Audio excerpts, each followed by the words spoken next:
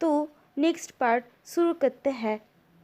वैद्य ने विंग का इलाज कर दिया था और उसे एक कमर पर पट्टी बांध दिया था और विंग को कहा था कि 1 हफ्ते के लिए उसे बेड रेस्ट पर रहना है, क्योंकि उसे हड्डी पर थोड़े गहरे घाव लगे थे और उसकी पैर पर थोड़े मोच थे, लेकिन वो कुछ ज़्यादा नहीं था। तो विंग भी हाँ कर देता है। ऐसे ही बिस्तर पे बैठे बैठे पूरा दिन बीत जाता है। अब रात को डिनर के वक्त वांग जी विंग को कहता है, आओ डिनर कर लो। तो विंग कहता है कि यस हस्बैंड, आ रहा हूँ, और बिस्तर से उठने की प्रयास करने लगता है।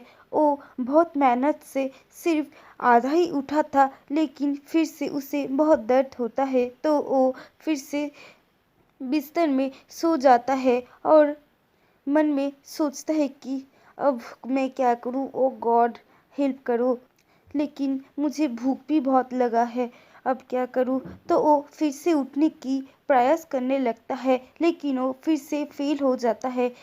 जितने बार वो उठने का प्रयास कर रहा था उतनी बार उसे बहुत तकलीफ हो रहा था। तो वो सोचता है कि अगर मैं एक दिन भूखा रहूं तो मैं मर नहीं जाऊंगा, लेकिन अगर ये दर्द में थोड़ा और सहन कर लूँ तो लगता है मेरी शरीर के दोनों हिस्से ही हो जाएंगे, तो इससे अच्छा होगा कि मैं भूखा ही रहूँ। तो वो वांग जी को कहता है कि सॉरी हस्बैंड, लगता है मुझे भी भूख नहीं है, आप खा लीजिए, मैं कल सुबह खाऊंगा। तो वांग जी विंग को एक कोल्ड एक्सप्रेशन से देखते हैं, देन उसके पास जाता है और उसे फिर से ब्राइडल स्टाइल में कैरी करता है और उसे डिनर टेबल पर ले जाकर अपनी लैब पर बैठाता है और कहता है कि अगर तुम्हें मदद चाहिए, तुम कुछ नहीं अकेले कर सकते हो, तो तुम कह सकते हो, ऐसे झूठ बोलने की कोई ज़रूरत नहीं है। और विंग को खिलाने लगता है अपने हाथों से। तो विंग कहता है कि मेरे कमर पर चोट लगा है, मेरे हाथों पर नहीं, मैं अपने आप खा सकता हूँ, और तुमने मुझे अपनी लैब पर क्यों बैठाया हुआ है। तो वांग जी कहता है कि हाँ ठीक है, और उसे अपनी लैब से उठाकर नीचे बैठा देता है। तो विंग विंग को एक शार्प पेन महसूस होता है और वो बहुत ज़ोर से चीखता है और वहाँ पर गिर जाता है। तो वांग जी कहता है, क्या हुआ, तुम्हारे हाथ तो ठीक ही है, तो तुम खा क्यों नहीं रहे हो। तो विंग उसे एक गुस्से की नज़र से देखता है और कहता है कि अच्छा अच्छा ठीक है, sorry husband, please help me. तो वांग जी उसी कोल्ड एक्सप्रेशन के साथ उसे फिर से अपनी लैब पर बैठाता है और विंग को फीड करने लगता है। अब विंग मंचिंग करते हुए वांग जी को कहता है, हस्बैंड क्या। वो इतना ही कहता है कि वांग जी कहता है कि खाने के बाद कोई बात मत करो, जो भी कहना है बाद में कहना, और उसे चुप करा देता है। तो विंग मन में सोचता है, पता नहीं कितने रूल्स है, रूल्स ही रूल्स, मतलब क्या बात बताओ, और चुप करके खाने लगते हैं। उनकी खाने होने के बाद वांग जी विंग को मदद करता है फ्रेश होने में, देनो उसे फिर से बेड पर सुला देता है और वो भी जाकर दूसरी कॉर्नर पर सो जाता है। ऐसे ही वो रात भी बीत जाता है। अब नेक्स्ट दिन सुबह वांग जी आदत अनुसार सुबह ही जल्दी नींद से उठ जाता है और अपनी सारे काम कर कर न्यू रोब्स भी पहन लेता है। देनो ब्रेकफास्ट लाता है और उसे टेबल पर रखकर विंग को उठाने लगते हैं। तो विंग कहता है, उठ रहा हूँ।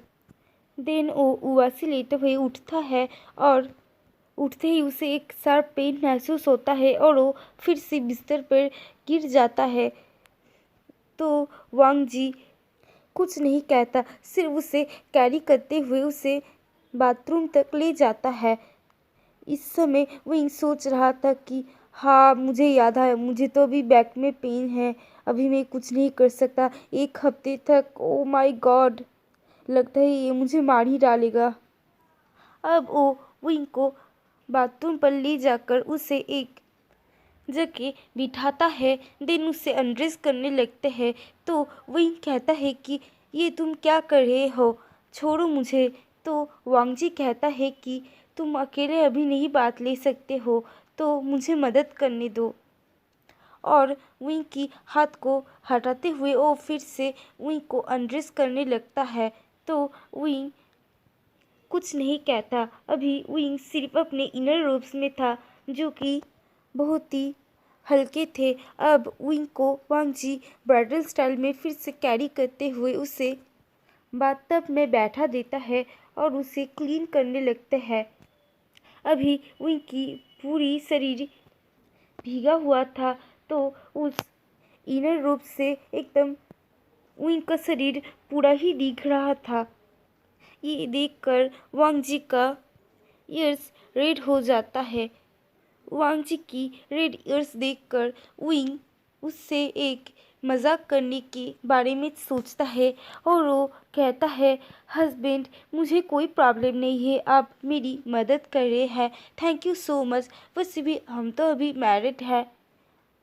और वांग जी की कान को टच करता है जिससे वांग जी फ्लिंच कर उठता है और विंग से हट जाता है और विंग को कहता है, डोंट टच मी, मुझे तुम्हारी मदद करने दो, नहीं तो मैं तुम्हें इसी हालत में यहाँ पर छोड़कर चले जाऊँगा।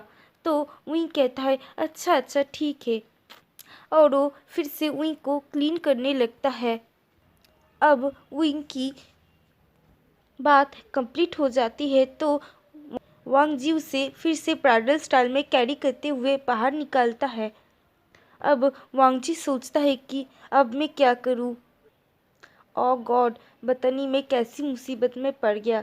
और अपनी आंखें बंद कर लेता है और विंग को बिठाकर उसकी जो रोब पहनी हुई थी, जो कि वैसे भी ट्रांसपेरेंट था, उसकी शरीर की सारे हिस्से उससे दिख रहा था। उस रोब की लास्ट लेयर को उतरने लगती है। विंग पहले तो हिचकिचाती है, लेकिन जब वो देखता है कि वांग जी ने अपनी आंखें बंद कर लिया हुआ था और उससे भी बड़ी बात, अब उसे सारी ज़िंदगी वांग जी के साथ ही बिताना होगा, तो वो और कुछ नहीं कहता है और वांग जी जो कर रहा था वो उसे करने देता है। जब वांग जी विंग को रोब पहना रहा था तो विंग को याद आता है कि एल्डर्स ने कहा था कि उन्हें जल्दी से वंश को आगे बढ़ाना पड़ेगा। ये सोचकर विंग का चेहरा एकदम लाल हो जाता है। तो आज के लिए इतना ही, मिलते हैं नेक्स्ट वीडियो में, बाय बाय।